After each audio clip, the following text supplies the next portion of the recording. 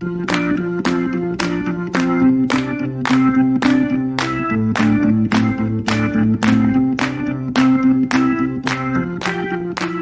Landry is 6 yards away from his 6th Super Bowl. And of course, for the young upstart 49ers, they're 6 yards away from Pontiac. 3rd and 3.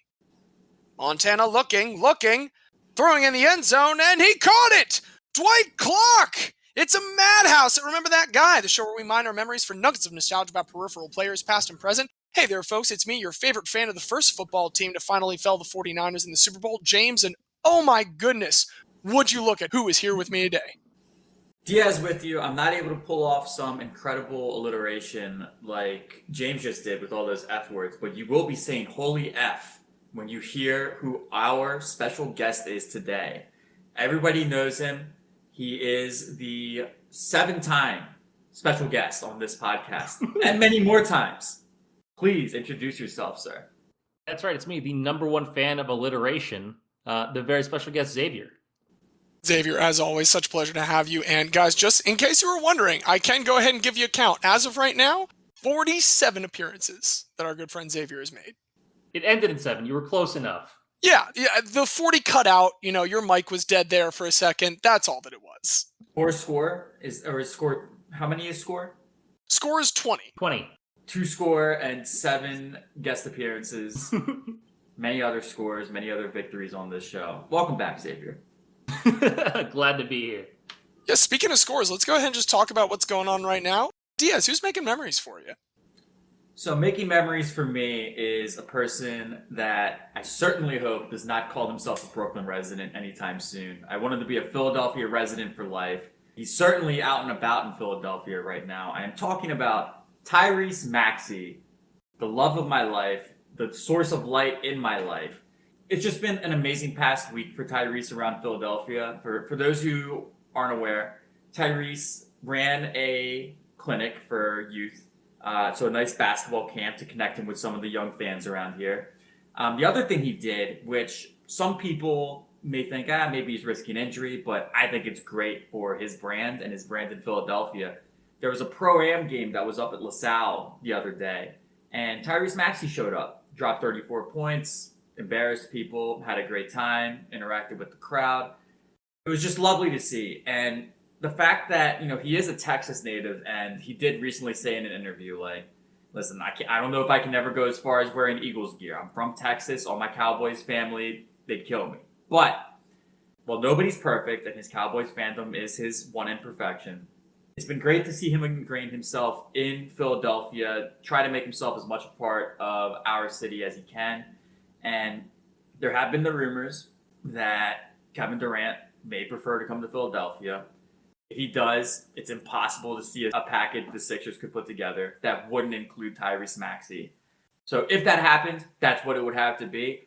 Personally, I'm going on the record right now, and I will never change from this opinion unless this trade actually happens, in which case I will immediately contradict myself. But until that day, right now on this podcast, there's no chance you can give up Tyrese Maxey. You need to hold on to him. We need to see what the big three of him, Harden, and Embiid can do with a full, actual training camp to play together. And I'm not sure that KD necessarily elevates our title chances that much in the next 3 seasons. And after those 3 seasons, I don't think there's any argument that we'd be better off with Maxey instead of Durant. So that's kind of the way I look at it. Never give up Tyrese Maxey. Always keep him in Philadelphia so that he can make many, many more great memories for us Philadelphians. Joseph Tsai cares less about having a winning basketball team than he does over just exerting his control over KD. So I don't think a trade is ever happening. Well, tell him to just pay attention to the Liberty. I talked about this the other day. Give Sabrina Ionescu more help. Well, Xavier, let's just go right into it. How are you feeling about Sabrina Ionescu right now? And how are you feeling about the Philadelphia Liberty? In a pretty strong position at this point. In a strong position, but my opponent, Mr. Davis, has now used some streaming pickups to make it a little tighter than I thought it was going to be. After yesterday, when he had 6 people going to my 2, he was leading by 31 points, and I thought I was going to have 6 going to his 3 today. And now it's 6 against 5. I still like my chances with the players I have going tonight to make that gap 0 or put myself in the lead, in which case, no games on Saturday, and then full squads going Sunday, where it's going to be Ionescu and Plum and Meesman and Howard versus Courtney Vandersloot, Clea Copper, Elena Deladon, Asia Wilson. It's going to be a star-powered last day. It is going to come down to the wire, and that will be exciting. But I did want to talk about something else WNBA related. So everybody has talked about Sue Bird's retirement. She's been a fixture in the WNBA and in Seattle for 20 years, and it makes sense. And there's also been a lot of talk about possible Diana Taurasi retirement, also after nearly 20 years over in Phoenix. But there is another player who has as many MVPs as those other two combined, who is also retiring after this year and has not gotten nearly enough press. And that's Sylvia Fowles. Thank you so much for bringing Sylvia Fowles up. The Minnesota Lynx dynasty, the people of Minnesota complain so much.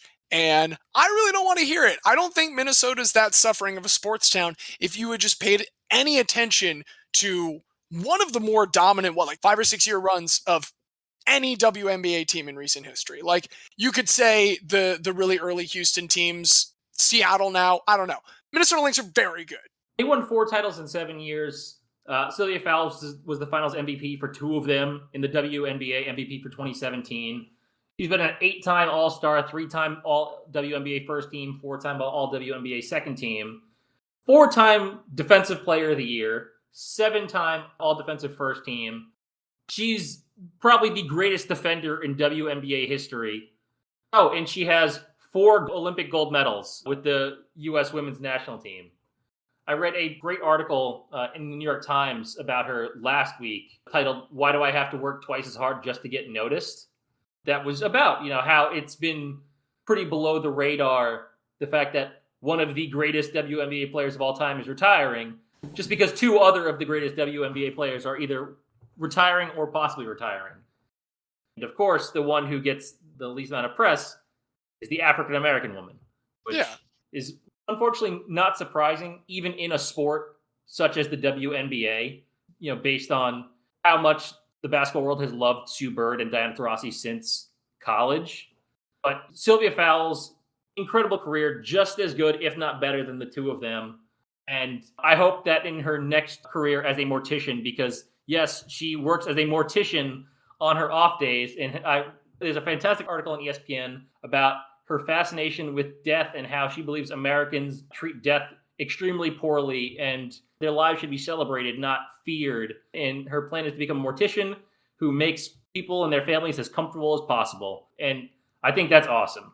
I'm fascinated by the modern day movement towards ethical morticians. I also just want to say, people are so quick to say in the modern sphere that Diana Taurasi is the undisputed greatest in WNBA history. And that very, very conveniently blows past Tamika Catchings. Just saying, look at the numbers. Tamika Catchings deserves to be in that conversation. I think that is definitely part of this larger question of why is Sylvia Fowles not getting noticed as much as these other 2. The other thing I want to say about Sylvia Fowles versus those 2 is they're both guards. And she's been doing this with a much larger body. She's a grinder. And she says, 6'6". I'm in pain all the time. It's a much different build to have gone through this long-term gauntlet at the same time. So Xavier, thank you for giving us a moment to properly acknowledge that. I just want to throw one more name in that ring for arguments for GOAT that people forget about too much. Cynthia Cooper. If she was able to join the WNBA when would have been her rookie year, instead of coming in as a 10-year veteran, comparison I would make to the NBA would be like an Arvydas Sabonis. Arvydas Sabonis, I think, is one of the most underrated basketball players of absolute all time, because he didn't come to the league until basically after what his prime would have been. And we saw a little bit of what it was. And to me, it's the same thing with Cynthia Cooper. I mean, 4-time finals MVP, 2-time regular MVP in 5 seasons of playing in the WNBA. So people blow past her all the time too. Cheryl Miller, you can go back there too. You can go to baseball and say would we call Roy Campanella the greatest catcher of all time? Would we acknowledge Satchel Paige is the greatest pitcher of all time? It's a good question. Paige was striking out the side at the age of 59 when he was signed as what no one told him was a joke thing, and he still strikes out the side of a major league team. Like, yeah, so imagine if we monster. got all of that Satchel Paige, but yeah, hey, let's appreciate the people while we have them, especially if they're not getting the appreciation they deserve. I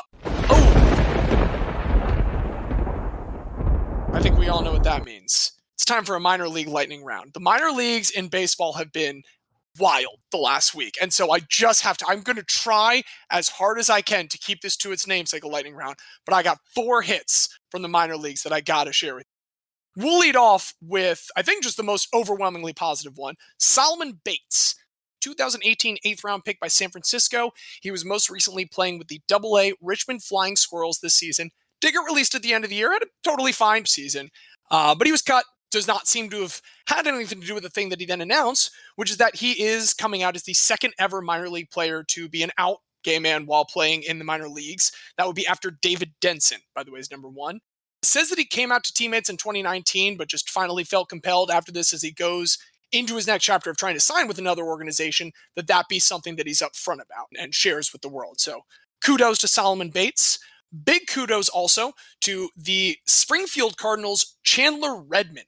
Chandler Redmond became the second ever player in professional baseball history to hit for the home run cycle. He had a solo shot, a 2-run shot, a 3-run shot, and a grand slam in 4 innings of play in this game. I said second ever. The only other person to do it, so this was the Springfield Cardinals that Chandler Redmond was a part of. That is the AA affiliate of the St. Louis Cardinals. Tyrone Horn is the only other player to have ever done it. He did it with the Arkansas Travelers once in a game in San Antonio, and at the time, the Arkansas Travelers were the AA affiliate for the St. Louis Cardinals. Those are the only 2 times it's been done in professional baseball. Now, we get into a couple slightly sillier things. If I ask you to name a very old pitcher that isn't Satchel Paige, Diaz, who would you, for instance, maybe come up with? Fernando Valenzuela.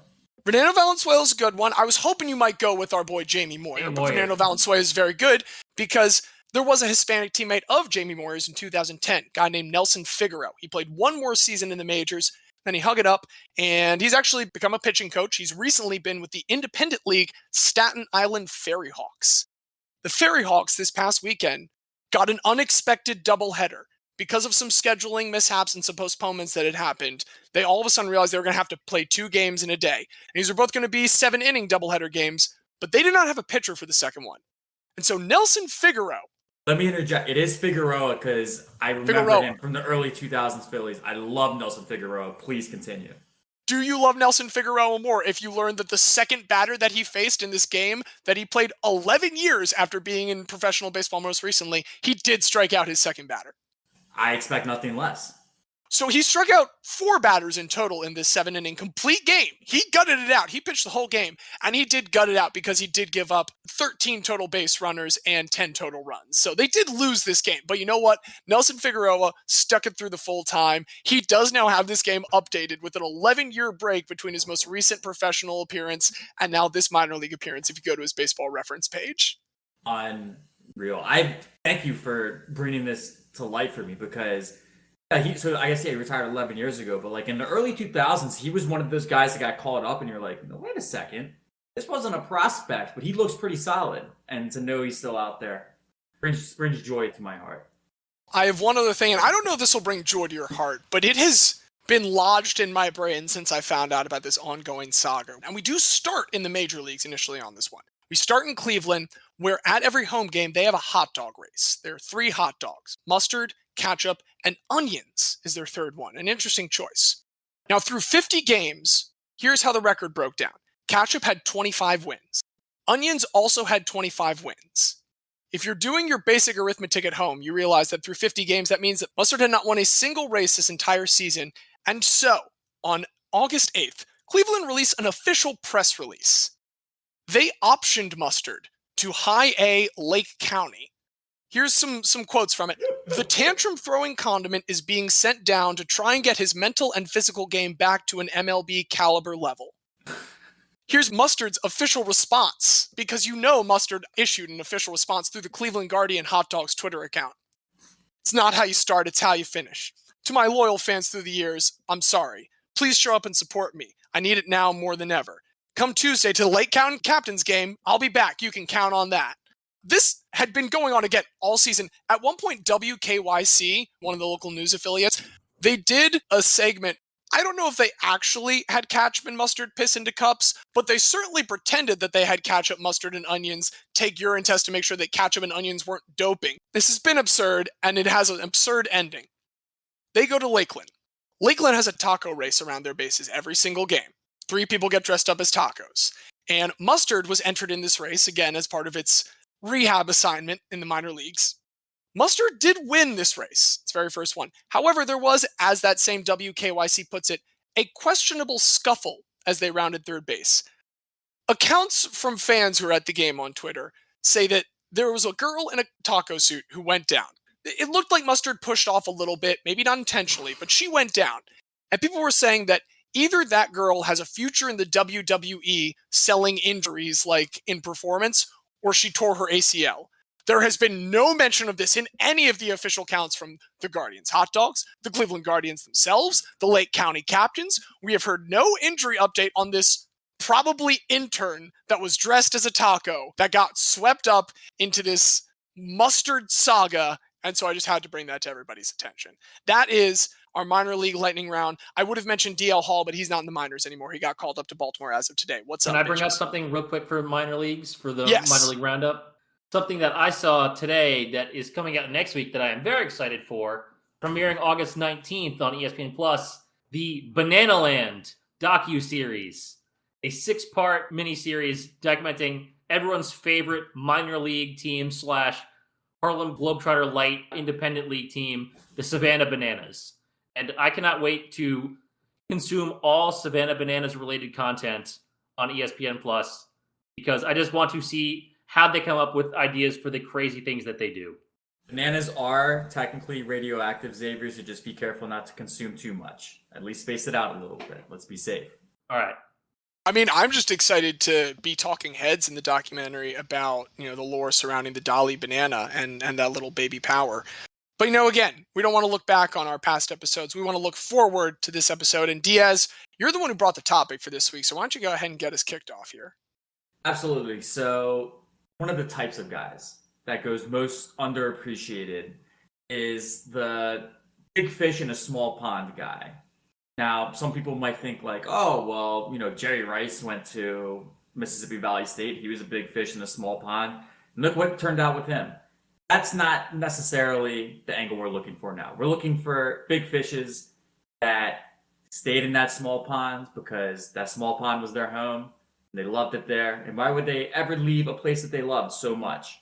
And because of that, they may not have entered the national consciousness on the level that they deserve. But we hope today, with our international audience, that we will bring some of these big fishes in these small ponds to light so that they may be celebrated for what they deserve. There's nothing wrong with wanting to stay a big fish. Sometimes big fish in a small pond is a comfortable situation. It's a very comfortable situation. You don't have to worry about any predators. Everybody looks up to you, sometimes literally, if you're a big fish. So I get it. I do get it. I especially get it when it comes to the guy that I'm presenting on. Now, when I first came up with this category, I wanted to talk about Tubby Raymond. Tubby Raymond is a 300-win coach from the University of Delaware, won all 300 of his games for the University of Delaware as the head football coach. But that got me thinking back when Tubby was going after his 300th win. I was a young boy in the stands for that game and for all of his games from about 96 on. But when I would look at the all-time wins list in the game program, I would always see this guy at the top that had by far the most wins and was still active and was still building upon it. And I would always think, wonder what that guy's up to. And thankfully, we have this podcast, which now allowed me to dive in and learn more about the winningest coach in college football history with 489 career victories. Also 42 career victories as an ice hockey coach in college. Also coached basketball. Also coached baseball. Also coached track and field. I'm talking about John Galliardi. No middle names. No middle names. And I also want to emphasize there is a second G in Galliardi. It's, if you were to read it phonetically, it's Gagliardi. But just like Lil Wayne, real G's move in silence, as does John Gagliardi. We always start back at the beginning. He was born November 1st, 1926, in a small town known as Trinidad, Colorado, to parents Ventura and Antoinetta. Trinidadian John Gagliardi. Gagliardi. Gagliardi Gagliardi. is if you read it the way it's written. Again, real G's move in silence. Just like John Gagliardi. In the native Trinidadian, it is Gagliardi. Yes, in the native Trinidadian, that's a little tongue twister there. That's a tough one. So he's born, and obviously football is an emerging sport in America at this time. And as he enters high school, 1941 was his freshman year, so they don't have football for freshmen. He comes back, plays the JV his sophomore year. And when it's time for junior year, his head coach names him team captain. So this is already very impressive to be named a captain as a junior. This is typically an honor that is reserved for the seniors. This was the last thing that their head coach did at Trinidad Catholic High School, because before the season could start, their head coach was called off to war in World War II. Now the football team doesn't have a coach, and they're looking around, and they need somebody to step up.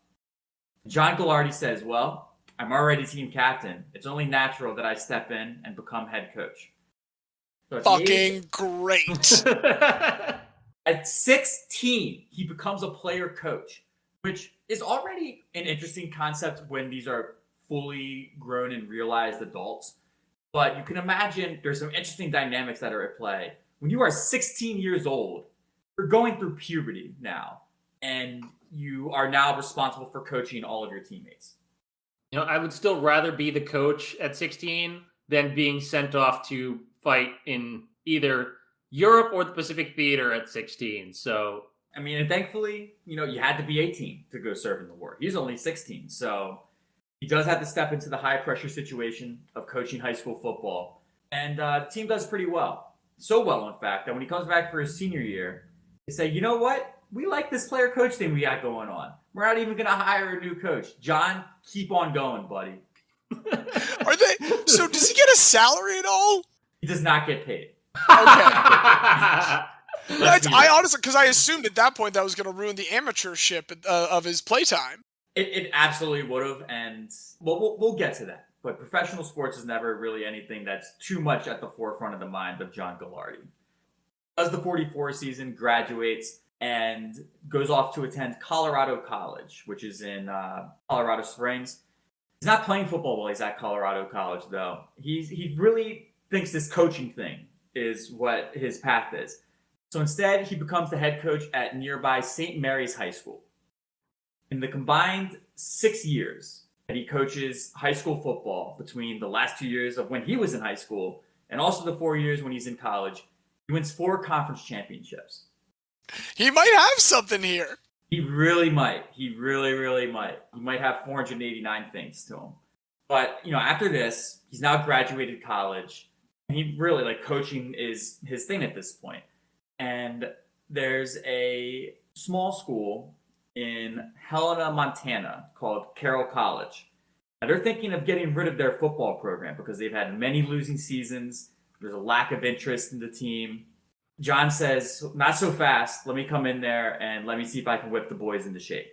They are the Fighting Saints, which seems like a very oxymoronic name. He stays 4 seasons at Carroll College from 1949 to 1952. In these 4 seasons, he wins 3 conference titles for the football team. He also coaches baseball and basketball there. He does a great job with these teams as well. Very noteworthy, as coaching the basketball team, they beat Gonzaga. Yes, that Gonzaga. And obviously this is years before that Gonzaga is that Gonzaga, but still. John Gagliardi beat Gonzaga in basketball, which is not even, probably arguably not in the top 3 of the sports that he coaches. He spends these 4 years there. He does very well. He does so well, in fact, that a small university in Collegeville, Minnesota, St. John's University, they take notice. St. John's is in a bit of a pinch because their head coach, who is a football legend, Johnny Blood, is set to retire. Now, this is where I want to take a brief sidebar to dive in on Johnny Blood. His legal name is Johnny McNally. He goes by Johnny Blood. First of all, Johnny Blood, one of the charter members of the Pro Football Hall of Fame, along with Fred Grange, Don Hudson, Hutch Clark, Bronco Nagurski, Mel Hine, Pete Henry, Cal Hubbard, Sammy Ball, Ernie Nevers, and Jim Thorpe. So, do any of those guys have the nickname Guts? not to my knowledge. So I know Sammy Ball, I think, was Slingin' Sammy. Bronco Nagurski, if that's your name, you don't need a nickname. And obviously everybody knows Jim Thorpe. These are the kind of credentials of the man that he's replacing. Johnny Blood got his name because he got his start playing pro football because there was an open tryout for a local semi-pro team. He was playing at Notre Dame at the time, but he wanted to go to this tryout. But he also didn't want to compromise to, as you said earlier, James, his amateur status if he did join the semi-pro team. So he and one of his friends are on their way to the tryout, and they roll past a movie theater, and they see the marquee film that evening is Blood and Sand. So he said, well, that's us. I'm Blood, you're Sand. So he comes up with the He fake gave name himself the nickname Johnny Blood? He in fact did. It was his fake name. That's way lamer. Way lamer. The fact that he pulled it off and got everyone to go with it after deciding on it is pretty impressive. Like, it's hard to give yourself a nickname. All that makes me think of, though, is that 50 Cent video game that is like the cult hit 50 Cent Blood in the Sand. Like Johnny the Blood third-person shooter in the Middle East. Yes. That game was called Blood in the Sand. Oh my god. Okay, yeah, so canonically you can think of Johnny Blood as being played by Curtis Jackson. We can think that. Johnny Blood was very white. But listen, for the canon of this show, as depicted by Curtis Jackson. So he does well at the tryout, makes the semi-pro team. Once he makes the team, he's like, okay, now I'm going to go back to being Johnny McNally. But at this point, the Johnny Blood is stuck on. After a couple years in the semi-pro scene, he has a meeting with Curly Lambeau, of course, of the Green Bay Packers. Curly wants to sign him, and he had a unique contract offer to him. He said, listen, I'll give you $100 a week, or we can give it $110 a week if you agree not to drink after Wednesday on a game week. Johnny said immediately, just give me the 100. And Curly said, you know what? Since you're being so honest about it, take the 110 anyway. Integrity. It's worth $10 a week. It's worth alcoholism. That sounds like a great punchline. Johnny Blood goes on. I mean, obviously, he's in the inaugural Pro Football Hall of Fame class. He had quite the career. He's a 4-time NFL champion, all with the Packers. Leads the league in receiving touchdowns in 33, and he was named to the All-Decade team for the 30s. After a few of those years, in 1937, Art Rooney of the Pittsburgh, then Pirates, had an idea, and he said, how about we make you the player coach of this team? Doesn't go too well. The first year, they have a losing record. The second year, they're even worse. And towards the end of the season, they have a game against the Philadelphia Eagles. Now, Johnny is also just a big football fan, period. He's also very eccentric. So he catches a train out to Pasadena to catch USC. And while he's there in the press box, people are noticing, saying, hey, don't the Pirates have a game? Aren't you playing the Eagles this week? He said, oh, no. That game's not till next week. We're on bye week right now. And then they flash the out-of-town scores up on the scoreboard, and he sees, oh, shit, that game's happening right now. How is that possible? It was the 30s, man. That's all I can say. It was the 30s. And now we can just check on our iPhones and see, oh, what am I doing today? Back then, you had to remember it. It's like a whole thing. And as we mentioned, the drinking. And the drinking. The drinking certainly played some aspect. Art Rooney said he wanted to fire him right then and there, but all the players loved him, so he had no choice but to let him stay. 3 games into season number 3 is when Johnny Blood finally realized, you know what? This ain't working out. They got shut out. They were 0-3. So he resigns. Art Rooney would later say it was the only team where the players were worried about what the coach was doing.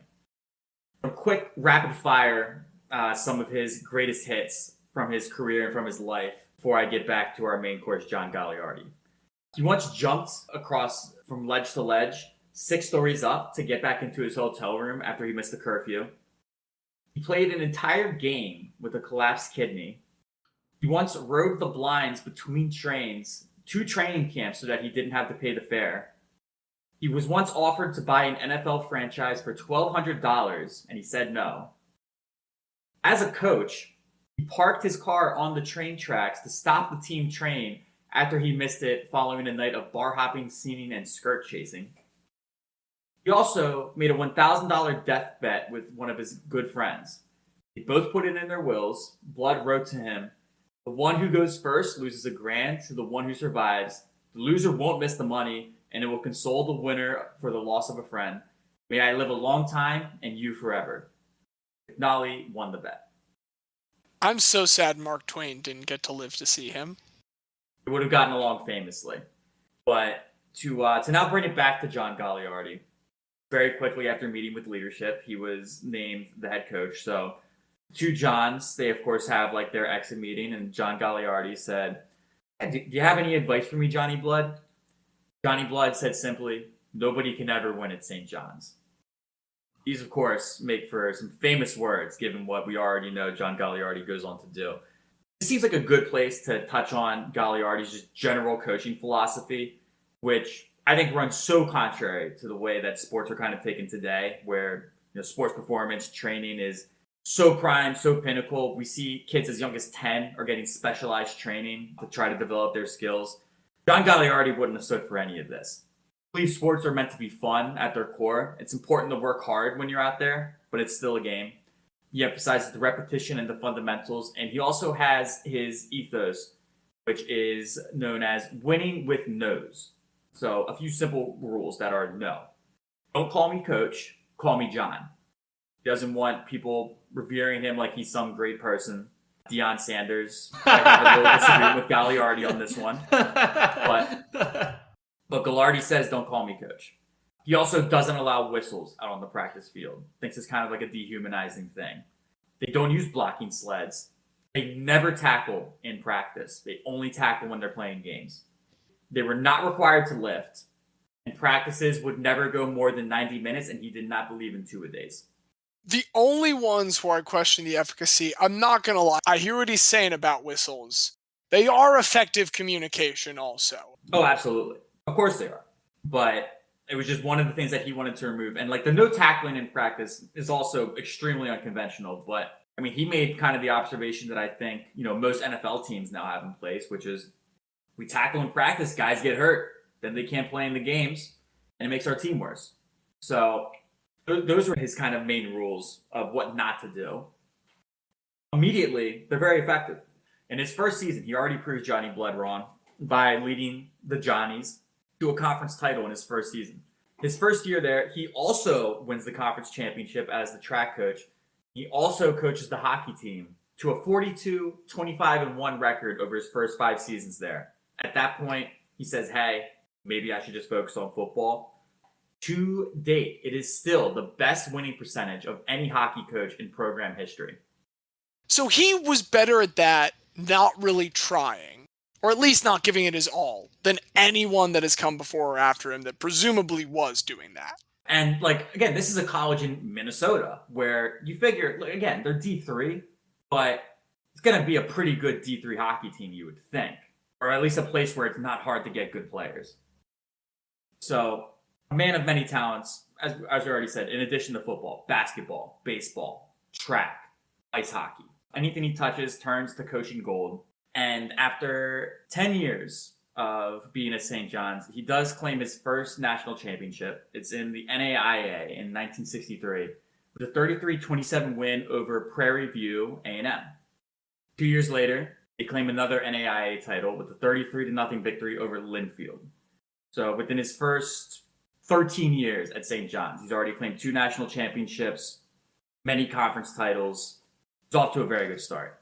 Johnny Blood can stick that in his pipe and smoke it. But for the next 12 years after that period, Johnny Blood might have felt somewhat vindicated because John Gagliardi does slow down a bit. They only win 4 conference championships over the next 12 years, which is a bit of a backslide, but that's okay because at the end of that long, torturous road of only winning 4 conference championships in 12 years, he does get his first Division III national championship. They went 10-0-1, only 1 tie during the regular season. They win a thriller in the championship. James, do you want to guess who they played? And you know Is it Johns Hopkins? It's not Johns Hopkins. This program is no longer Division III. Is it Towson State University? He beat Towson State University in a 31-28 thriller for his. Not the Tigers! Not our Towson Tigers! The Tigers did have to go down, unfortunately. We now enter a long, torturous road for many. It wasn't a long, torturous road for John Gagliardi because, again, he thinks there's a lot of things that are more important than football. But if you are a diehard St. John Johnny's football fan, next 26 years, the theme is close but not close enough. You win 15 conference championships in those 26 years, in addition to making the Division III playoffs 13 times, so a 50% success rate. As we get into the 90s, we're really on their Buffalo Bills shit for a little bit. In 91, 93, and 94, they go to the Division III semifinals, where they do ultimately lose. In 2000, they finally make it through the semifinals. They win, and they advance to play Mount Union in the 2000 Division III National Championship. Mount Union, if anybody knows anything about Division III football, they're basically the Alabama of Division III football, especially at this time. So they won the national championships in 96, 97, and 98. They did not win in 99. So now they're out for blood in 2000 playing against the Johnnies. Tough defensive battle game. It was cold, windy. It had rained before, so the field was sloppy. Mount Union goes up 7-0 early. St. John's comes back right at the end of the first half to make it a 7-7 game.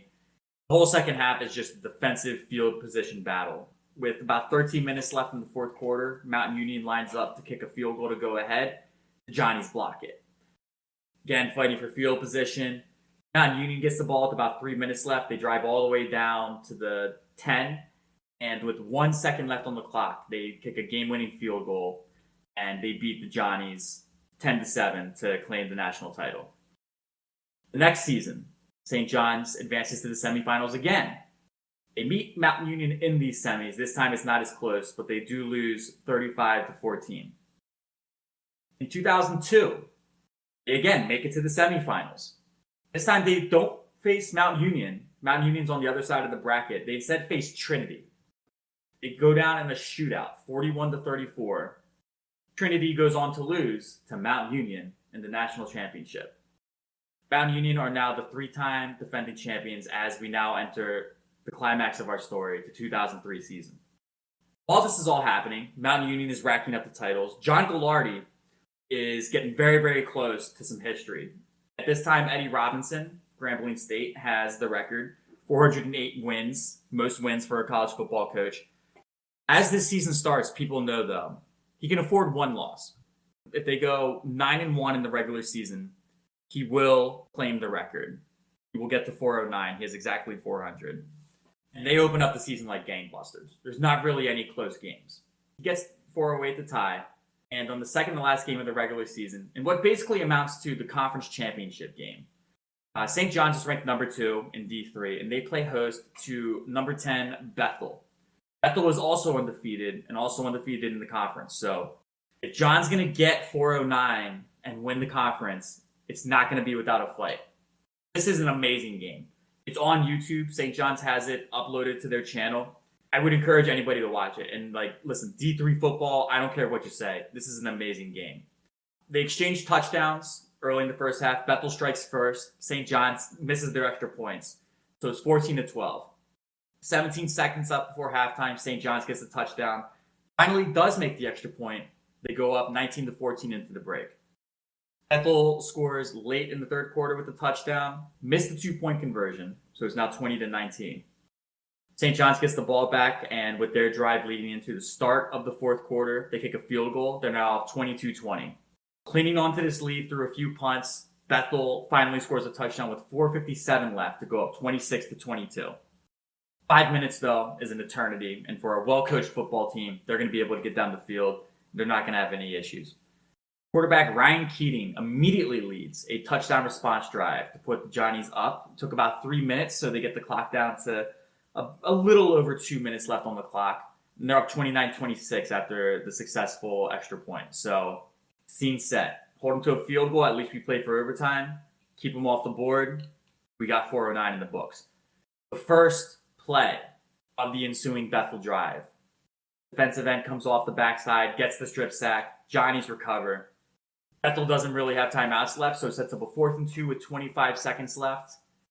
Deep into Bethel territory. They go for it. They clinch it. Fantasy football owners would be apoplectic at the fact that the running back went down short of the goal line, very intentionally, as a well-coached player would do. And now they're able to kneel it out, and they're able to seal number 409, making John Gagliardi the winningest coach in college football history. He says to the crowd afterwards, "People ask me how it's done. I tell them it's luck and prayers. Thank you very much." Incredibly humble man. So I mentioned this is the second to last game of the regular season. They essentially win the conference title. They roll in their last game of the regular season to enter the D3 playoffs, number 2 in the country, and it's really kind of a cakewalk all the way to the championship game. They go 52-13 over Concordia. They go 39-14 over Wisconsin Lacrosse, 56-10 over Wheaton, and getting back to the semifinals again. They're not to be denied, and they're surely not wanting to leave any doubt, with a 66-0 victory over Bridgewater. 66-0. Very impressive. They dominate this whole run all the way up to the championship game. Would either of you like to guess who they play in the 2003 national championship game? Union. They play Mountain Union. Now, Mountain Union, as I kind of touched on as I was going over, they've won both of the last 2 national championships. Something else that they haven't done since they beat Mountain Union in 2000 is lose. They are on a winning streak for now going on 4 seasons as they enter this national championship game. It is a 55-game winning streak. It is the longest winning streak in college football history. Any division. Against their vaunted nemesis, they do go down 6-0 early. With 3 seconds left in the first half, they have the ball on about the 18. You can kick a field goal, and you can go into halftime down 6-3, but at least you're on the board. Or you can go for it. John Gagliardi knows this team is well coached. If I call the right play, they're going to execute it. We're going to get it done. On what's essentially a 4th and goal from the 18, there's 3 seconds left in the half. This is the last play of the half. He calls a swing pass to his running back. Running back catches it on like the 20, but they block it up perfectly. Sets up a one-on-one with the running back and the Mountain Union defender on about the 2-yard line. And he doesn't go left, he doesn't go right, he goes through. Running back lowers his shoulder, absolutely plants the Mountain Union guy, and gets into the end zone as the clock expires. They make the extra point. They go up 7-6. This feels like a psychological turning point in the game. Mountain Union has the lead. Mountain Union is invincible, 55-game winning streak. On that play, St. John's decided that they weren't going to be pushed around. And this gives them the momentum going into halftime. Come back out for the second half. The defensive struggle from the first game kind of seems like the kind of path we're going to be on again. St. John's does manage to knock across a field goal with 1:58 left in the third quarter, so they go up 10-6. They force an ensuing punt, and now to start the fourth quarter, they have the ball back, facing a 3rd and 7 on their own 30. And what is just a testament to a well-coached team that stays patient, they run play action, all the options downfield are covered up, but the running back leaks into the flat, makes a great catch right at the marker, and they end up picking up the first down. 2 plays later, they give it back to that same running back. He busts a 51-yard touchdown to put St. John's up 17-6. With about 10 minutes left in the game, Mountain Union now knows, okay, if we're going to make our move, we need to make it right now. They immediately respond. They get all the way down the field, and they have a 1st and goal from the 1. On 1st down, they try to run it off the left side. They get stuffed. On 2nd down, they try to run it off the left side. They get stuffed. On 3rd down, they do decide it's time to mix it up. So they go play action. They boot the quarterback out to the right. Tries to hit his receiver running a corner route. And it is picked. And it is ran. And it is ran all the way back for a pick 6. Johnnies are now up 24-6 and in full control of this game. They have the ball with 2 minutes left. They're set to punt it away. But Gagliardi has one last trick up his sleeve. He dials up the fake punt. They run it for 15. And this allows them to run out the clock. St. John's finally, 27 years after they last claimed the D3 championship, they're back on top of the mountain. They have ended Mountain Union's 55-game winning streak. And John Gagliardi is a championship coach once again. But Diaz, that's only, if I'm counting correctly, 411 wins? I mean, did he hang it up then? It's a little more than 411. They ran through 4 teams en route to the championship, so I think we're on 415 at this point. But thankfully for the St. John's football program, John Gagliardi had some more shit to prove. Despite that being the setup, this was the last great moment in the sun for St. John's football program. He continues to coach until 2012. He had 2 more undefeated regular seasons in 2005 and 2009. 4 more conference championships going into 2012. But with both of those undefeated regular seasons, once they lost in the second round, the other time they lost in the first round. And in 2012, the Johnnies go 5-5, which almost anywhere in the country is absolutely fine. But that's not the standard that John Gagliardi has set for himself. With no great celebration and no pompous circumstances, he just decides at the end of this season, I'm retiring now. He didn't announce it before the season. He just decided in that moment, it's time. Before I finish on John Gagliardi, I just want to tear through some quotes that he said and some of his players have said about him. ESPN did a nice little video on him called St. John, which I pulled most of these quotes from, so I would encourage our listeners to go check that out. John said, "My only rule was the golden rule. Treat people the way you want to be treated." Bobby Clint was a safety, class of 2010. He said, "Taught that football isn't everything. Football is a stepping stone to something more important, your life, your family, your friends." Felix Manella, a guard from the class of 1960, said, "He didn't expect that you're going to go play in the pros, but he did expect that you'd be good men." Ken Rory, a wide receiver from the class of 64, said, "My first day of freshman year, he took out a dime and he held it up to the sun. He said, 'This dime is your football career. The sun is your education. Don't get them confused.'" Brandon Novak, a linebacker from the class of 2000, said, 180 guys would come out for the team, and there's only 22 starters, but every single kid was made to feel important. Since he had a traditional retirement, I'll put it that way. Since he had a traditional retirement and not one where he's seeking to be wooed and awed for his entire last season, the St. John's football program had the opportunity to honor him to start the 2013 season. There's so many players that come back to visit him, and to a man, every single one of them expressed to John, "Hey, thank you so much for being a leader. Thank you so much for showing me what the important things are in life." And he was asked what that meant to him, and he said, "It makes me proud that I touched their lives, hopefully for the best." One other thing before I get to one last John Gagliardi quote to send us out on. The Division III Player of the Year award is called the Gagliardi Award in honor of him.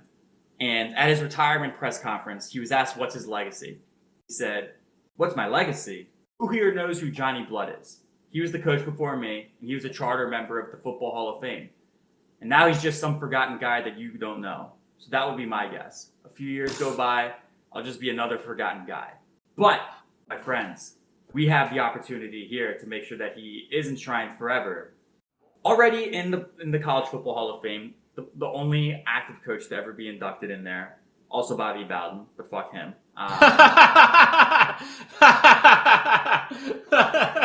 And my friends, we have an opportunity today to induct John Gagliardi into the Hall of God. I love that he nursed that grudge for decades. I was proud of myself here for nursing a bitter grudge in a fantasy group chat for half a season. He held on to that for decades. Wow. I just want to say I don't know if I would necessarily call it a grudge, because in saying such, he was like, "Look, Johnny Blood was a legend. I loved him. I was in awe the first time I met him. And now all these years later, nobody cares who he is." It was a chip on his shoulder more than anything else. There we go. Right. To emphasize, I think he is an incredibly humble person. He was given the chance to talk about, "I want to be remembered as, a great leader of men, blah, blah, blah." He's like, "Listen, you guys aren't going to remember me. Who really cares? I did a thing. It was good for a while. That's all there is to it." That's kind of the humble, self-deprecating approach of John Gagliardi. And don't ever call him coach. And call him John, which is great because the Johnnies had 2 coaches that spanned, again, several decades named John. That's pretty good. Very on brand. I don't think his successor was also named John. The current head coach is Gary. Damn you, Gary. Brutal. Fucking Gary.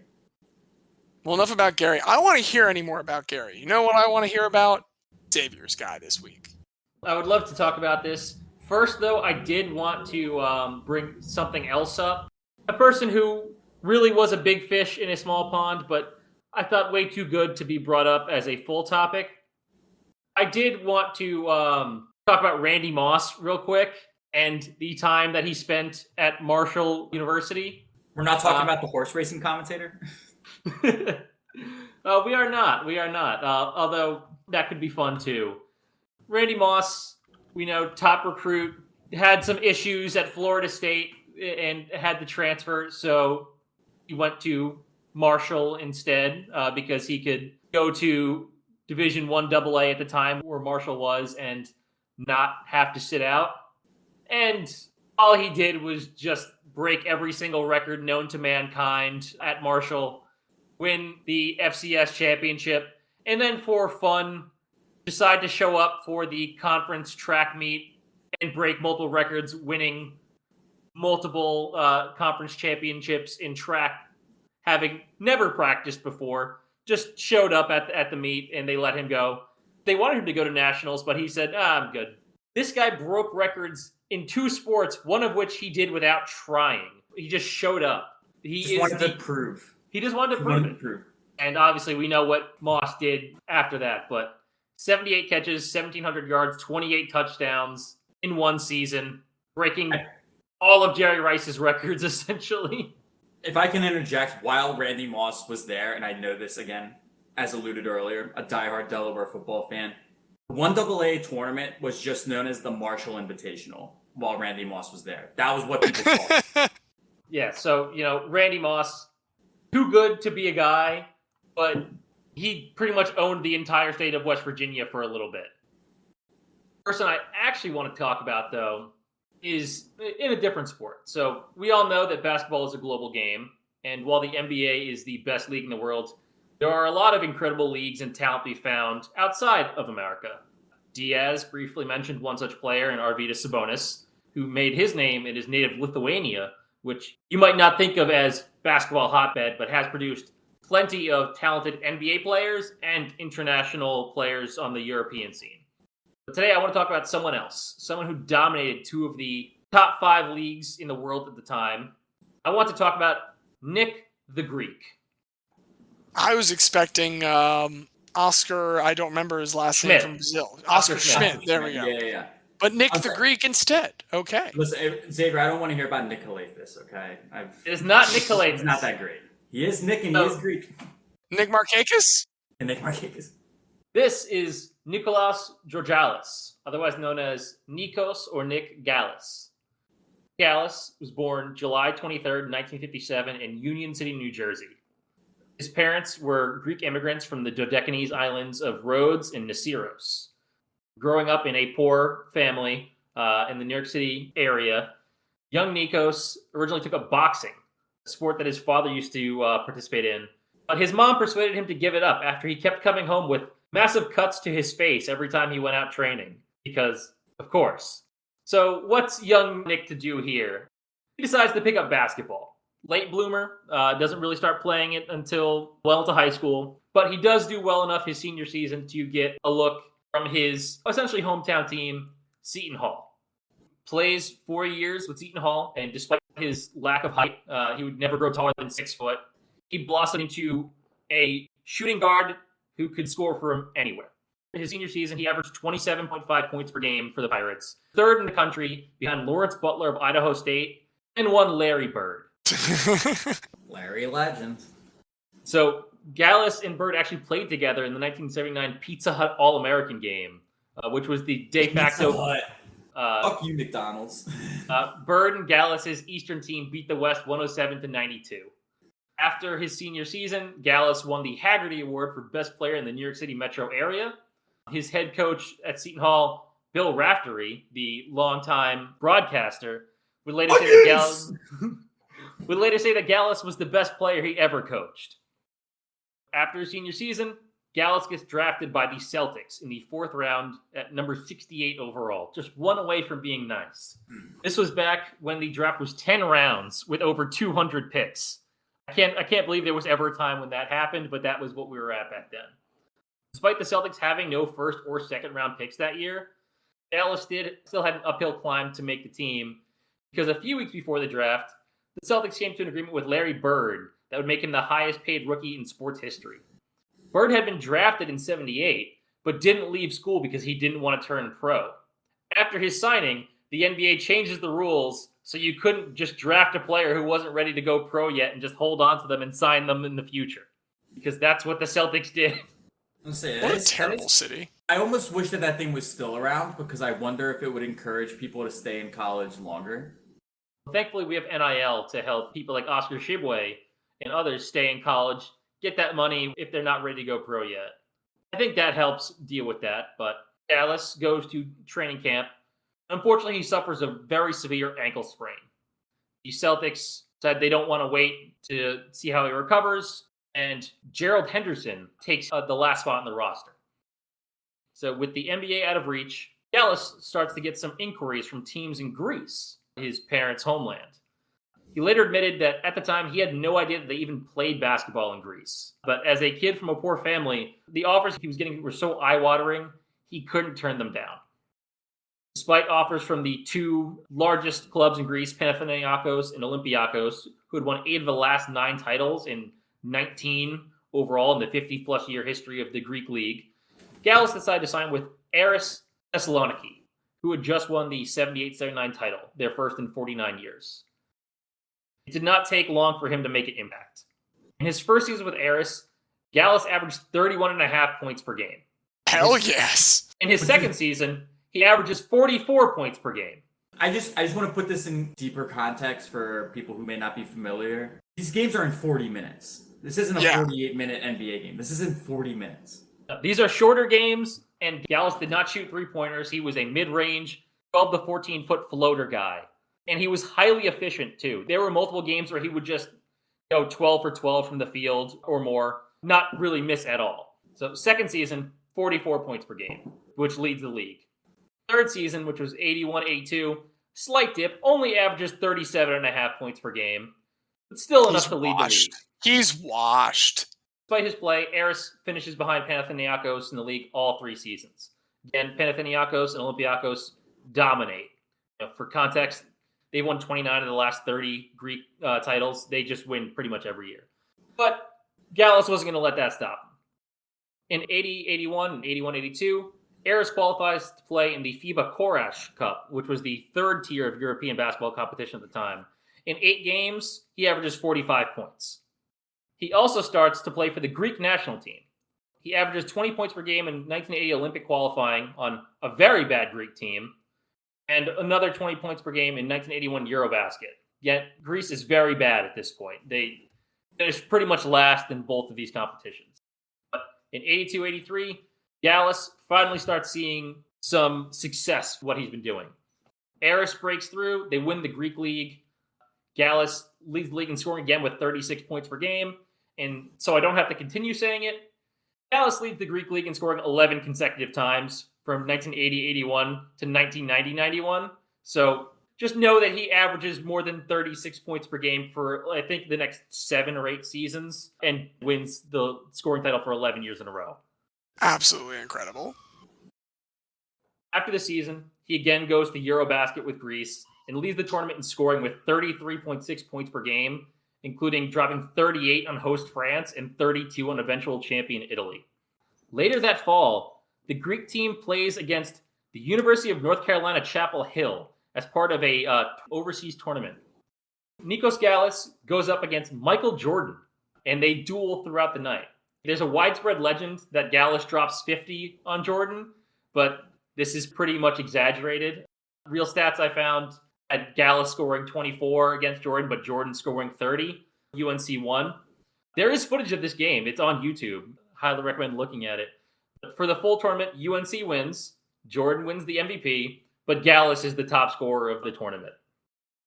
After the 1983-84 season, where Panathinaikos comes back and wins the title again, Gallis and Aris go on a streak that has never since been replicated. They win 7 straight league titles from the 84-85 season to 90-91. Even with the dominances of the Athens clubs, no team ever won more than 5 in a row. Aris also wins 5 Greek Cups because Much like European soccer, there is a mid-season knockout tournament, and they win that 5 times, including 4 straight years where they win the double with both the Greek League and the Greek Cup. At one point during this stretch, Aris wins 80 league games in a row over 4 seasons, with 3 consecutive perfect seasons from the 85-86 season to the 87-88 season. Gallis wins 5 consecutive MVPs and 5 consecutive finals MVPs. In 1990-91, his last year where he led the league in scoring, he also led the league in assists, which he would then go on to do 3 more years in a row. So he goes from 10 years of leading the league in scoring, and then a year of leading the league in scoring and assists, and then 3 more years of leading the league in assists. I'm so sorry that his peak couldn't line up with Greg Popovich, because my God, would he have been signed to the Spurs in a heartbeat? Well, so, you would think that some NBA teams would have tried to come calling for him given his success, and they did. After all, he was American-born, played in college, drafted. The NBA was aware that he existed. The Celtics and the Nets tried to sign him. The problem was that until 1989, FIBA did not allow NBA players to compete at the national team level because European leagues were considered semi-pro or amateur, and the NBA was considered professional. So even though these guys were getting paid and paid pretty well, they weren't considered full pros. If he had gone to the NBA, he wouldn't have been allowed to compete with Greece anymore. And Gallis was not going to let that happen. Fred Auerbach even once said that not signing Gallis was the single biggest mistake in his career. Could you have imagined Gallis on those 80s Celtics teams? I'm very glad we don't have to. Would have been absolutely ridiculous. So during this time of dominance, Gallis also makes Aris a powerhouse on the European level. He competed in the EuroLeague for 7 consecutive seasons. He led the EuroLeague in scoring for each of them. Over nearly 100 games, he averages 35 points and leads them to 3 consecutive Final Fours from 1988 to 1990. 1987, he also gets another shot to bring glory for the national team. So I talked about how in 81, they were not good. They finished 9th out of 12 teams. In 83, they finished 11th out of 12 teams. And in 85, they didn't even qualify for Eurobasket. But 87, it's on home soil. This is in Greece. Despite his scoring, they finish 4th in that group, but do just qualify for the knockout round, where they have to face the number 2 seed Italy in the quarterfinals. Gallis scores 38 and Greece wins 90-78, which sets up a semifinal against Drazen Petrovic, who he outduels, scoring 30 points to see Greece win 81-77. So now they get to face the favored Soviet Union, who were 7-0 and had won both their knockout stage games by double digits. Gallis has one of the games of his life. He puts up 40 points in a 100-3, 100-1 overtime thriller, which gave Greece their first ever Eurobasket title. He averaged 37 points per game and was named MVP of the tournament. After the first game, he played every single minute. He refused to be subbed out. Thereby single-handedly ending communism forever. Pretty much, he destroyed the Soviet Union. Like, hey, you lost to some dude from Jersey who plays on the Greek national team. And that's why Vladimir Putin is still pissed off to this day. Yep. For his efforts, he gets named the Mr. Europa European Basketball Player of the Year for 87, the first Greek to win the award, and the Euroscar for Best European Player of the Year, the first Greek to win that, and the only one until Giannis won that in 2018. In 1991, he gets named to FIBA's 50 Greatest Players list. Again, he's still active at this time, but he's named to this list. FIBA reveals the top 10 vote getters, and he was ranked number 6 of all time. The top 5 were all Soviets or Yugoslavs, including Petrovic, Sabonis, and Toni Kukoc. So the first non-Soviet or Yugoslav on the list was Nick Gallis at number 6. After the 1992 season, Gallis is forced to leave Aris, though, as new management was trying to clear up some debts. He was their highest paid player. They actually wanted him to retire and coach the team instead, because they thought they could do that for cheaper. But he still wanted to play. So he said, I'd never wanted to leave Aris, but I wanted to keep playing basketball. So he goes to Panathinaikos, and he wins the League Cup, guides them to their first EuroLeague Final Four in 20-plus years. Despite nearly being 37, in the third place game of EuroLeague, he scores 30 points in a win over Barcelona. Which is a good team. Like that's not yes, a Barcelona a is a very good team. and he crushes them. He finally retires in 1994 in October. There was a bit of a controversy where they were facing a somewhat weaker team in the Greek league, and the coach of Panathinaikos, not having the same loyalty to Nick Gallis as Aris may have, decided that he wanted to bench him to play some of the younger guys. As we should know by now, Nick Gallis doesn't like not playing basketball. So he just gets up and leaves and never comes back. And that's how he retires. Just walks away and is done with it. Yeah, he just walks away. Overall, Gallis played 589 professional games for Greek teams across all competitions. He averages 33.6 points per game over all of those games.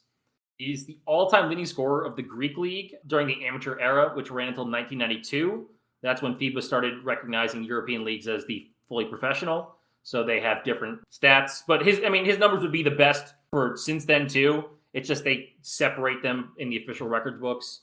In the FIBA EuroLeague era, which ran from 58 to 2001, all-time top scorer with 4,047 points in 125 games, averaging 32.5 points per game. The next closest player to him scored 400 points less in 80 more games.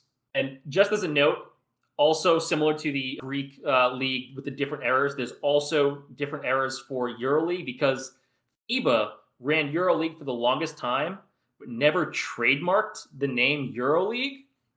So in 2000, some of the richest European clubs stole the name and created their own EuroLeague, which is what we now know as EuroLeague, which is a super league. They all have permanent licenses, so no matter what, they're always in it. And they pick random wildcard teams that they allow to come in. EuroLeague, as we know it, is not you qualify based on how well you did in a national league. It's just invitational only super league.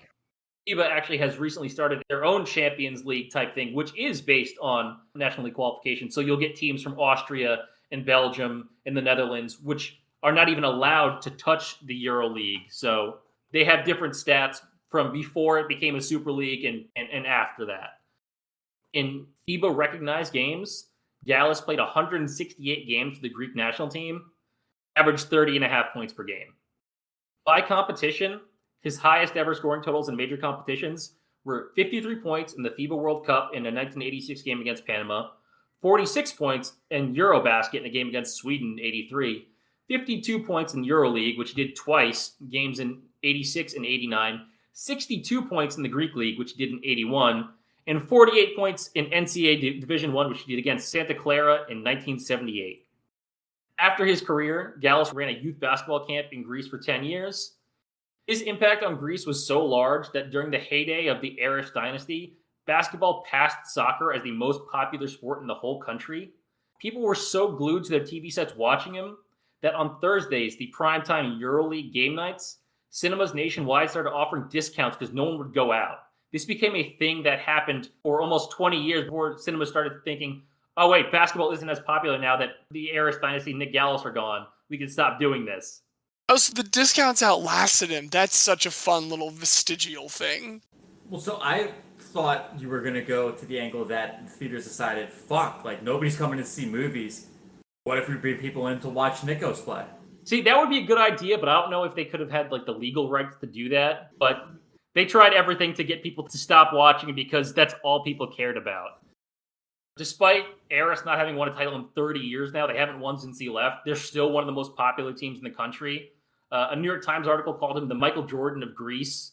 Gregory Ioannidis, a sports lawyer in the UK who studied the effect of the 1987 Eurobasket Championship, noted that it created thousands of jobs and turned basketball from a sport to a commodity in Greece. Quote, Nick Gallis basically gave a lot of people a reason to exist.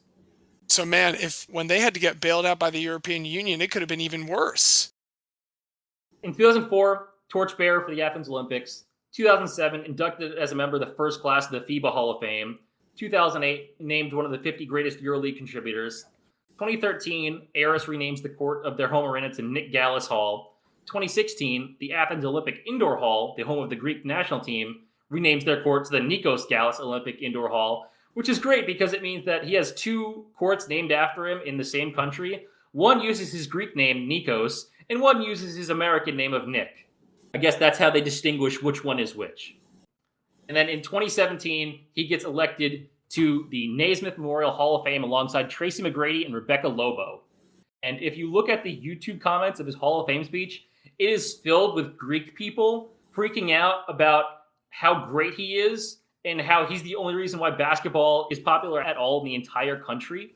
And there are some really incredible quotes about Nick Gallis from competitors that I found that I just briefly want to talk about. I never thought there was such a good offensive player in Europe, and especially in Greece. Michael Jordan. I've seen Gallis do things that I've never seen the Lakers or Celtics do. Hall of Famer Bob McAdoo. I admire him. When he plays one-on-one, there's no way to stop him. I didn't think that there would ever be a player who by himself could cause nightmares and even beat the Soviet Union. Sergei Belov, who is considered the greatest European and Soviet basketball player of all time. If Gallis wants to score, he will score no matter who's defending him. Arvydas Sabonis. If I'm the son of the devil, then Gallis is the devil himself. Drazen Petrovic. He would take over the game and he was unstoppable. Vlade Divac. He just elevated Greek basketball up to a European top status. He's a national hero. Detlef Schrempf. And then, simply enough, they called him God. Tony Kukoc. Nikos Gallis. He is the Greek god. He is your European favorite player's favorite player. Well, to me, there's a pretty clear through line here, right? Like Giannis exists. I'm not saying he doesn't exist, but Giannis in the NBA as he is probably doesn't exist if not for Nikos Gallis. Yeah, I mean, one of the things that he actually talks about during his Hall of Fame speech is that before he came to Greece, there were no pickup courts around. It was not a thing that people just picked up and played. It really was during this Irish dynasty in the 80s that basketball became a sport that people liked to play. If not for that, there's a good chance that there is no court or youth team for Giannis to play on. If you've ever seen the Rise movie, which I think is still fantastic, you should go watch. So yes, we can give Nikos Gallis the credit for creating the infrastructure that let Giannis be as great as he is. On his Wikipedia's career achievements list, it's the very bottom, just a bullet point. Giannis Antetokounmpo. His Wikipedia page has enough achievements as it is. I don't know if it needs to add any more. But Nikos Gallis, incredibly big fish in, I don't want to call the Greek League a small pond because it was considered one of the best, if not the best, national European league at the time. And he also dominated EuroLeague, which is the second best league in the world. But I'm sure that outside of Greece, where he is, again, God, a lot of Americans don't know who he is. We could say it's a small pond. But we'll have to wait a little bit to see whether or not we add Hall of Guy inductee into that long Wikipedia list of accomplishments. I'm going to talk about a guy who does not have quite as many. Before I get to him, though, there's something that I really think this is brought into my mind as we've talked about these big fishes in small ponds, and we love to do our portmanteau words. It's what I'm going to call the Guile Deluxe problem. Am I pronouncing this correctly, you think? It's a question of how big is the fish? How small is the pond? We're talking about this as if it's some very clear-cut thing, and I think the story of my guy is really the story of trying to find the pond that is the right size for you. Interesting, since we've gone from a D3 pond to an entire country pond. Exactly. And we're going to try out a whole lot of ponds as we talk about my guy this week, John Gorman, or as friends call him, Gory. Either of you heard of him before? I have not. That's perfectly fine. Not a well-known individual. I did find him while I was trying to search the sport that he played because I was interested in seeing big fish in a small pond in the world of soccer. What made me think of that was the idea that in these leagues, because of promotion and relegation, there are very often teams that fulfill this kind of thing. And also, these teams have to struggle with the idea of, well, what's the right pond for us? And John Gorman, I think, is a beautiful person to kind of illustrate that journey. That journey is going to start in Winchburg, Scotland in 1949 when he's born. Winchburg is very near Lothian in Scotland, so while he was definitely exposed to the Hearts... I'm a big Hearts fan. You're a big Hearts fan over here, but what John Gorman's going to do, he looks at this world of Scottish football, he sees that there are two big fish in this small pond, and they are the definition of Scottish football. That is Celtic FC and Rangers. Diehard rivals, absolutely hate one another, partially because of the football, also partially because they represent the sectarian split in Glasgow of Protestants and Catholics. So that's not super fun. But what is fun is how good these two teams are at Scottish football. They have won 107 combined titles between the two of them. Rangers do slightly edge out Celtic FC, but Celtic FC is where John Gorman first tries to go in 1968. This is the year after the Annus Mirabilis for Celtic FC, just a truly marvelous Annus by Celtic FC in 1967. They win the Scottish League, the Scottish Cup, the Scottish League Cup, which is a different thing, the Glasgow Cup, and in a rare instance of leaving their small pond, they go and win the 1967 European Cup. This is the predecessor to the Champions League, and they're the first British team to ever win. They're also the first non-Spanish, Portuguese, or Italian win at all. So they win that in 67. That's where John Gorman comes in. Got 2 years where he gets one game at all in those 2 years. So again, we're trying to find our right pond. John Gorman, he saw these big fish in a small pond, but this pond's too big for him. He's got to go to a smaller pond. He gets signed by Carlisle United. This is an English team now. He's hopping to the southern part of the island, and they, at this point, are in the second division. So he's going to a more prestigious league, but he's dropping down a division. He gets pretty comfortable here. He's got a couple seasons there, 5 altogether, where he is a totally competent 5'8" defender. Pretty small guy, only an inch taller than Connor Lade. So we're not expecting big things from him. He's not trying to do big things. He's happy here at Carlisle United in the second division. And they're pretty good here in the second division. In 11 seasons that they spend there during this stretch, they finish in the top half 7 times. They do so well at the end of that 11-season run that they finish third, and they give John Gorman his first ever experience into the world of promotion and relegation, which I do feel like we need to touch on for just a moment, just in case there are any listeners that are not incredibly familiar with the 2 primary systems of sports league organization. That is promotion and relegation, and its counterpart, the closed model league. Closed model league is what we're more familiar with here in North America. It's based on fixed franchise rights, just kind of what like Xavier was talking about a second there with the newer European league in basketball. It was really developed by baseball's National League initially, and it's 2 things. One, capitalism. Everything's a product of capitalism, unfortunately. Also a product of just the massive geographic size of the United States. When they were setting up the National League, they're like, look, it costs so much to travel that if we have a bunch of rival teams all in the same cities, we're going to cannibalize one another. We need to have exclusive territorial rights. And so that's kind of what gave birth to the first ever closed model league that remains the predominant model in the United States, Canada, Australia, and Singapore. Yes, Singapore.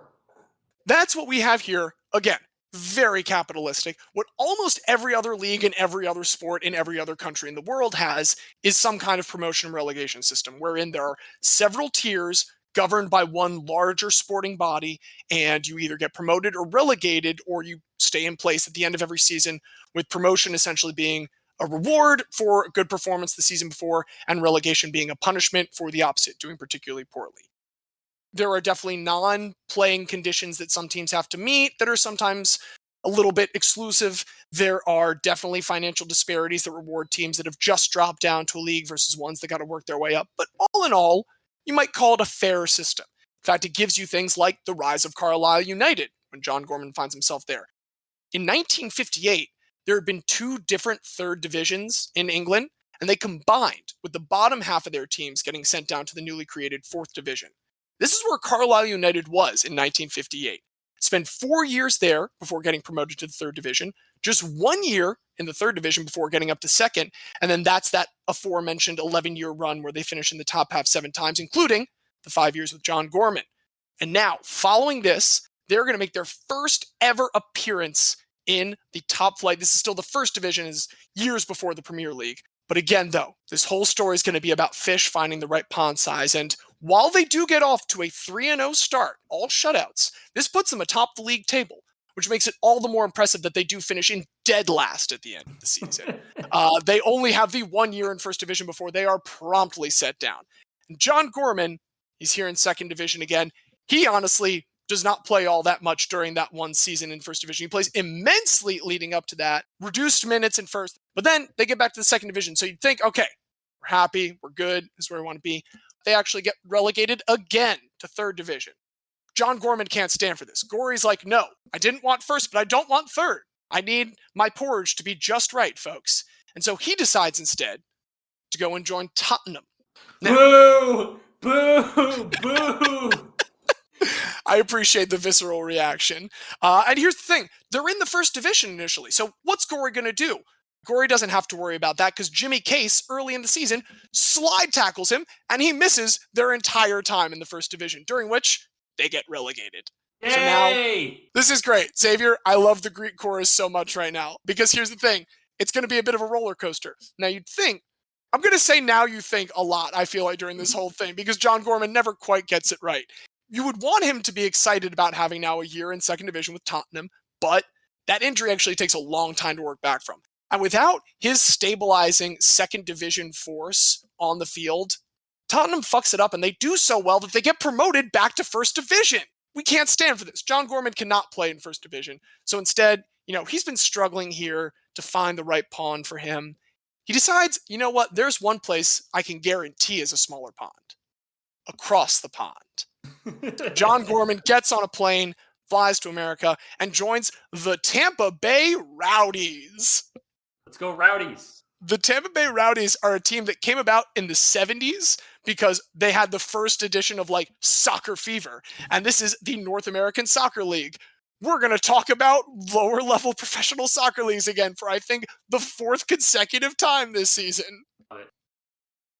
Part of the benefit to this is that it is a closed league. John Gorman comes here. He knows, look, I am staying where I'm comfortable, which is a mid-level North American professional soccer league with managed expectations. Damn it.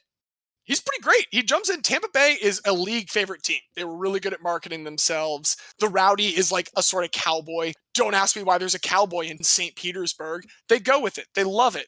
And in 79, they're big fans of John Gorman because they go ahead and win their division for the fourth time in 5 years with him finishing on second team All-NASL team.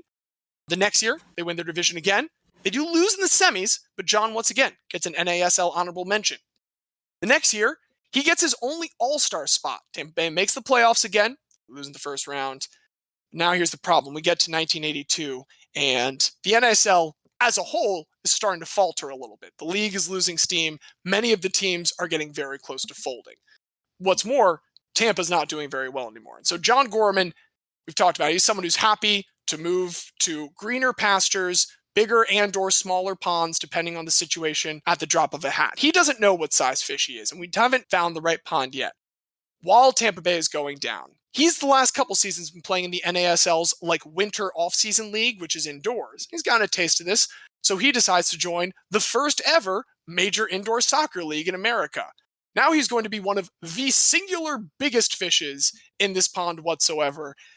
And it turns out, okay, there is a pond that's too small. There is a point where John Gorman gets there and the fish can no longer breathe. Even in Tampa, when they were slowing down, they were averaging around 25,000 fans, getting as high as 50,000 sometimes.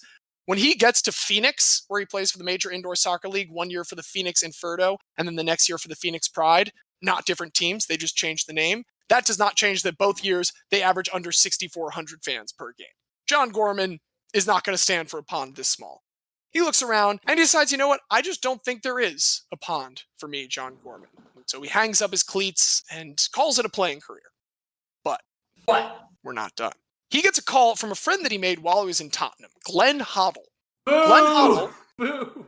I'm going to talk about Glenn Hoddle for a little bit now. So if you need to get it out of your system real quick, please, by all means. It's all right. It's all right. Despite being one of the best players in Tottenham history, he never won anything because they suck. So it's fine. He does not win anything, but you know what? I'm going to tell you, it might not necessarily be Glenn Hoddle's fault. Let's start with things that we know are directly related to Glenn Hoddle, because in 1991, Glenn Hoddle, he's still playing, even though his good friend John Gory Gorman has since retired. And he, in fact, is a player manager at this point, who in 1991 is brought into Swindon Town Football Club. Swindon Town, in the late 80s, had just won the second division to earn their first ever promotion to the first division, except, almost immediately after that, they plead guilty to 35 charges of illegally paying players. That's a lot. For one season, by the way. 35 charges all related to a single season. It's more there's not even that many players on a 30, team. right? They broke down that they pled guilty to 35 of 36 charges. There's one that they contested. There's 25 players on a squad, at least now. But back then, they didn't really use subs that much. had one sub a game, maybe more by the early 90s, but they must have been paying youth players or something too. Well, whatever they did, it received heavy penalties, which, for one, included all kinds of financial penalties, given that this was based around that, but also they have their promotion revoked. The runner-up of that game gets taken instead. So Swindon Town FC is flailing. They call on Mr. Glenn Hoddle. They ask him to come be their player manager. And he knows he's going to be on the field a lot, so he needs someone he can trust. And he calls his good pal Gory. Gory hears this and he goes, you know what? You know what the perfect size pond is? The assistant head coach sized pond. John Gory Gorman signs up for this in a heartbeat. And so they come to Swindon Town, and Hoddle turns it around, very much because of his play on the field. He's still a very high-level player. That first year, they're desperate to stay in the second division. If there's anything that John Gorman knows, it is how to stay in the second division. So, of course, they succeed that year. They avoid relegation all the way down to third. The next season, Hoddle gets a little ahead of himself, forgets that he's got John Gorman with him, and they do win the first ever Division I playoff to put them in the Premier League, the 93-94 season. Swindon Town has never been in the Premier League before because the Premier League had not existed prior to this. But Hoddle gets them up there, and then Hoddle gets that promotion for the team. He decides he wants his own promotion. He gets the manager job with Chelsea. So big fish in the second division, John Gorman, just became little fish in the much larger pond of the 1993-1994 Premier League, John Gorman with Swindon Town's manager. They do not even get the 3-0 start that Carlisle did all that way back. They only score 3 goals across their first 7 games. They suffer 12 shutouts and 17 games where they only score 1 goal. They allow 100 goals over the season for a differential of negative 53. That is good enough for dead last, but not just dead last. It is dead last 10 points clear of any other team. Yeah, they were cast. What's the phrase, Xavier? They were cut away. They were cut adrift. Cast adrift. Cast adrift. Yes, they were cast very adrift. Yeah, Glenn Hoddle pieced out, and John Gorman was not meant to be in a pond that size. So the next year, they're back in second division. Maybe John Gorman takes off here? No, it turns out no matter what size pond he's in as a manager is too big of a pond for him. He needed that assistant manager pond to really thrive. After a hot start, once it's clear that they're going to get relegated and sent down to third division, they're like, okay, if he can't even keep us in second anymore, we got to kick him out. Despite this, he does try a couple more times this pond. He will be a caretaker manager 4 more times in his career in the Premier League. Not a single one of those times, after teams try him out in that pond, do they decide he is a big enough fish. He is not hired on for any of those caretaker manager jobs full-time after his half seasons. In the middle of all this, there is one more fish pond thing I want to touch on, and it is still with his friend Glenn Hoddle. In 1998, Glenn Hoddle is not only a player manager in the Premier League, he is also the head of the English national team. And he coaches them in the World Cup. This World Cup being held in France. Asks his buddy John Gorman to come on over. John Gory Gorman is prominently very Scottish, and in fact, Scotland qualifies this year. Scotland is in the World Cup. Despite this, John Gorman's like, you know what? I haven't learned anything from my lifetime of not being able to tell what size pond is correct for me, the fish John Gorman. I'm not going to go to Scotland. I'm going to come join my buddy Glenn Hoddle over here with England. Now, you could say, well, Scotland doesn't go out of the group stage, and in fact, they don't win a game. They finish 0-1-2, and maybe he was right. Sure, England advances out, but England does immediately lose then in the first round of knockout stages. Many people may blame that on the poor play and ejection of a young David Beckham against Argentina that day. However, I think by now, the 3 of us and anyone else that's been listening along knows that's not what was at fault here. What was at fault was that someone that was core to the management of this team was just too small of a fish for the pond that day. And you can't get over that. And that's kind of the last illustration of that point in his career. And he does seem to finally, in this twilight of his life, find the right level of teams. Teams like Northampton Town, Ipswich Town, the Queen's Park Rangers, the MK Dons, third and Boo fourth. MK Dons. Boo MK Dons. The Milton Keynes Dons? What do you have against the Milton Keynes Dons? I'll tell you another time, but MK Dons are a bad team that destroyed the history of a previously very fun and great team, AFC Wimbledon. Yeah, I saw some of this when I was briefly looking into just these silly teams that he managed at the end of his career, but I appreciate you for being able to provide some context there. a little bit more context also for the end of his career. He does, in 2006, suffer a lot of heartbreak when his beloved high school sweetheart Myra passes away at the age of 56 from cancer. That's kind of when he starts to step back. In 2008, he releases an autobiography entitled The Gory Details. He's 72 now, and he is still with his two children, Nick and Amanda. When he was rehabbing in Tottenham, there's one last thing that he developed then that, one, I love about him just to know about him as a person, but also I think is just one last perfect crystallizing sprinkle of Jimmy's on top of this ice cream sundae. So he's rehabbing with Tottenham in the 70s from that injury from Jimmy Case. He gets into cartooning, and his cartoons are decent. They're actually featured in the game day programs at Tottenham a lot during these 2 seasons where he's rehabbing. Continues with this. He still, nowadays, does a lot of cartoons that are put in whatever team he happens to be associated with at that time. And what he does is caricatures. And I just love that because, to this day, he's just drawing these big heads and these little bodies because it's all about just finding whatever silly size works for you. He's a fish of unknown size who tried all a bunch of many ponds. Some were too big, some were too small, some were just right. But in each, regardless of whether he was a big or a small fish, he was definitely a big guy. Metaphorically, because again, he is 5'8", so like not physically a big guy. That's John Gory Gorman for you. It was very pleasant, except for the Tottenham part where they got relegated, because that part was pleasant. I'm sorry they couldn't have stayed down longer for both you and John Gorman. Who knows? Maybe he could have found his real comfort spot there with the relegated Spurs. But it's all right. You know, they've been relegated more recently than they won a title, so I still get to enjoy that. Hey, man. My team's been relegated like 5 teams since the last time we won a title, so... You know what? You finished 5th the year that they got relegated. Was that the same year? That's crazy. Chelsea got promoted to take Tottenham's place that year. I'm sure Glenn Hoddle was rubbing his maniacal little hands. Glenn Hoddle, bad person. So I found. Yeah, I didn't want to dwell on that too much. Glenn Hoddle, not a great guy. John Gorman sees fine. Doesn't keep the best company, but John Gorman. Yeah, I was going to say, Glenn Hoddle got fired from England for a specific bad reason. Yeah. And like, he's not even the worst English celebrity to then be quote unquote canceled in what, the last 10 years? We've probably had 10 more worse than him. The only surprise was that it was 99 and he got in trouble for being bad. I would have expected that you can just do whatever you want back then, but... Yeah, and we can't do whatever we want, because I'm sure what we would want is to say all 3 of these guys are phenomenal and bring them on in, but that's not what we do here, folks. We have to make tough decisions, and I believe the time has come to make those decisions. Gentlemen, if you have any opening salvos, I'm all ears. Nick Gallis is god of an entire country. I mean, what I would say for Nikos is you need to look at the butter guy effect, right? Like, what happens because of this guy? And there's no Giannis, there's no Thanasis, there's no Kostas, there's no Rise movie. None of that happens without Nikos. And for Greece going on to win, they won the 2002 FIBA championship, I think. That probably doesn't happen if it's not for Nikos Gallis. So his impact is certainly massive. Again, his like minimization of the financial crisis. Exactly. They may have just been bought out by Rome. The Romans just come back, and now the Romans own Greece.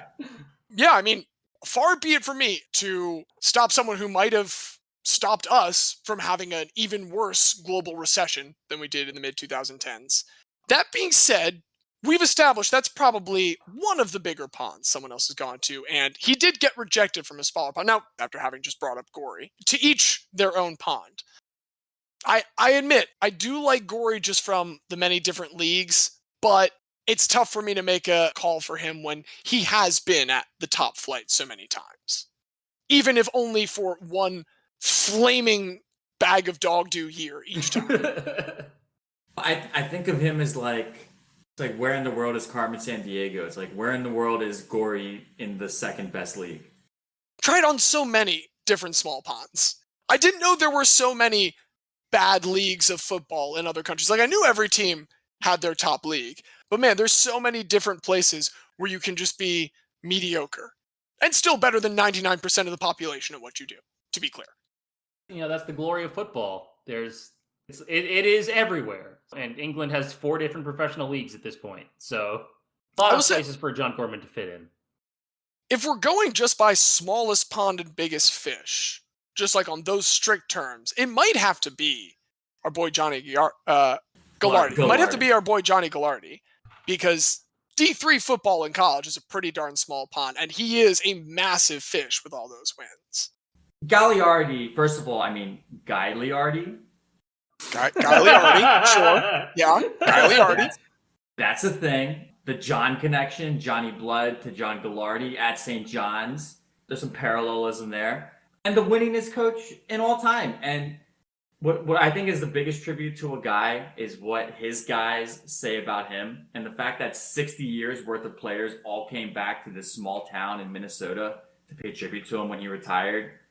I mean, guy recognized guy, and many guys recognize that guy. Fair. Who was the Mount Union coach? Because that's the only thing that I have a question about, because it sounded like Mount Union won many more times, which would make Mount Union the big fish in the D3 pond. So Mount Union last won the national championship in 2017. At the time, their head coach was Larry. It looks like it's Larry Carries, which is just a joyful name to say. Kehres, and Larry is just Larry. All right, how many titles did he win? Larry Carries, which is the correct way to pronounce his name in this podcast, won 11 D3 titles from 93 to 2012. Okay, Xavier, I'm glad you brought this point up. He is running up to one just slightly bigger fish repeatedly. That might tip the scales for Nick the Greek just a little bit, I have to be honest. That's a lot of wins. Yeah. Here's the other knock against Nick the Greek. We've talked about his legacy, which is immense. I mean, do we think he's going to get supplanted as the most famous Greek basketball player of all time? How does he stack up in Greece to Giannis in the public perception right now? I think that's the defining question for him. Is he still the biggest fish in terms of the cultural consciousness? It's tough because you'd have to separate international from domestic, because as Americans, we're not used to our best players playing somewhere else that's not America. But you could definitely separate them off, because how often would a Greek person be able to watch Giannis in person compared to, being able to watch Gallis play in person for 15 years across the country? You can enjoy Giannis a lot, but you're going to be watching Giannis play at like 4 a.m. Greek time, or maybe highlights the next day. I mean, Giannis would destroy Nick the Greek in any way, but purely based on Greek basketball itself, I think it's still going to be Nick. I do have to say, it has been sick seeing the Antetokounmpo brothers all playing for Greece over there right now. Been very, very cool. But certainly nowhere near the international career of our boy Nicky the Greek. Nicky the Greek is great, and I feel like I'm between him and Gory, and it doesn't sound like Gory has any other support, which I respect. We're opinionated people here, and we got to make tough decisions. If Gory is off the table, I think I need to throw my weight behind Nick the Greek. I myself am torn between the two. I do feel like Gagliardi is going to be somebody that the Veterans Committee is going to look at upon relitigation. But, I mean, it's hard to... When the GOAT of the sport is wowed by his ability, we can defer to that. And the fact that we haven't heard of him before. I had not heard this wonderful Greek man who was born in America, which I just think is another fascinating little twist to this. Yeah. I assume, I'm going to look up his speech after this, and I'm going to assume he speaks English with just, a Jersey accent. Okay. He looks incredible. And sounds exactly like you would expect him to, despite, living in Greece for 30 plus years. He, whatever you picture, that's Jersey exactly Nick. it. Hey, what's up? It's me, Jersey Nick. I will send you the 4-minute speech after this, because it's exactly what you would expect. Hey, I'm shooting floaters over here. I mean, I have to agree also, because you just trotted out such a good parade of guys. I like to talk about, how many tangential guys you can get splitting off of someone, and those quotes at the end, just absolutely phenomenal murderer's row of guys. So it sounds like there's consensus. So with that being the case, it is our great honor to induct into this hall one of the great New Jersey basketball players of all time, and indisputably the second greatest Greek basketball player of all time. I'm going to put Giannis ahead of him. I'm sorry. It's fine. But it's fine. Nonetheless, the Michael Jordan of Greek basketball, the forefather, the creator, as some put it, the god, but as we put it, the guy of Greek basketball, Nikos Gallis, welcome into the Hall of Guy. Welcome into these hallowed halls. We'll try and make sure that your bust is done in the classic Greek style we're in. Instead of being just blank marble, actually, will be very garishly painted, which is what we've discovered most of those statues were done up in back in the antiquity of Greece. Are we also gonna, are we going full? You know what I mean? Are we going full frontal on this? That's the way the Greeks did it. I mean, what's the other option? Basketball shorts are basically full frontal nudity. Look, man, everyone can see everything. They don't leave much to the imagination, and we don't leave much to the imagination. That was one of the bad We've had a ones. lot today. I do think that was our first true miss. And so let's take that as a sign that it is time for us to sign off. Thank you guys so much again for listening to us. We will keep you posted on the outcomes of the Clockwork Orange League Championship round. Let it be known we are all pulling for the Philadelphia Liberty, and Monday morning you will know whether or not they have won the inaugural championship. But until then, I've been James. I've been the #1 Nick Gallis fan outside of the country of Greece, Xavier. And I'm Diaz. And as Gus once said about Chris, that Johnson's got getting away from the guy speed.